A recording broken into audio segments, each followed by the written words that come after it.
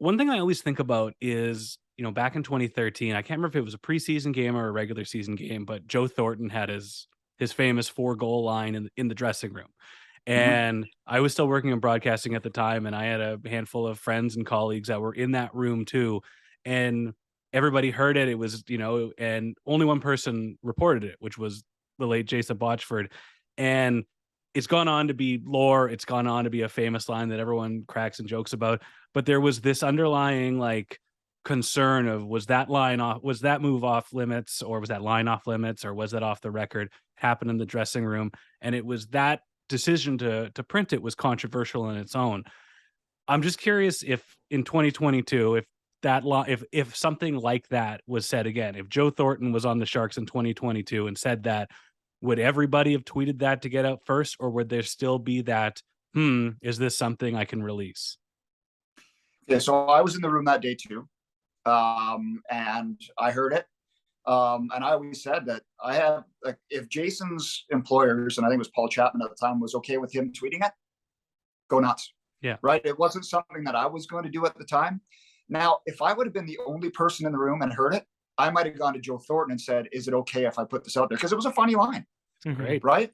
And I think the people that had a problem with it was probably more the PR staff, because it got out that way. But really, like, is Joe Thornton caring? It makes him look funny. It's exactly his personality.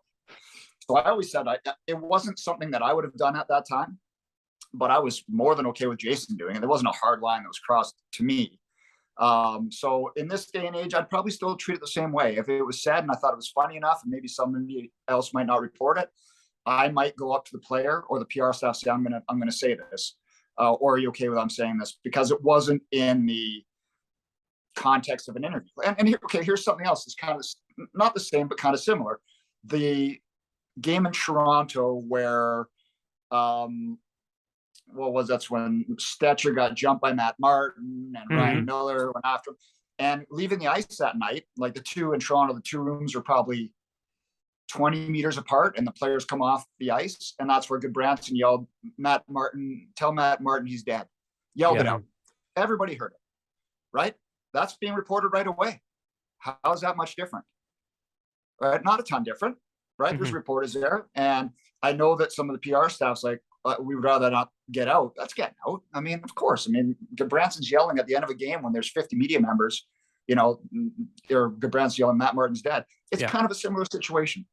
And I think in this day and age, excuse me, with Twitter and such, these are more things that are going to be broken than in the old days. And Botchford's platform at the time too, being the Provies, was the perfect space for that kind of thing, right? That was the evolving shape of hockey coverage and media coverage. So again, I had no problem with it. It wasn't something I would have done at the time, but that was just a personal thing. I wasn't out with those guys. Oh, this is just offside.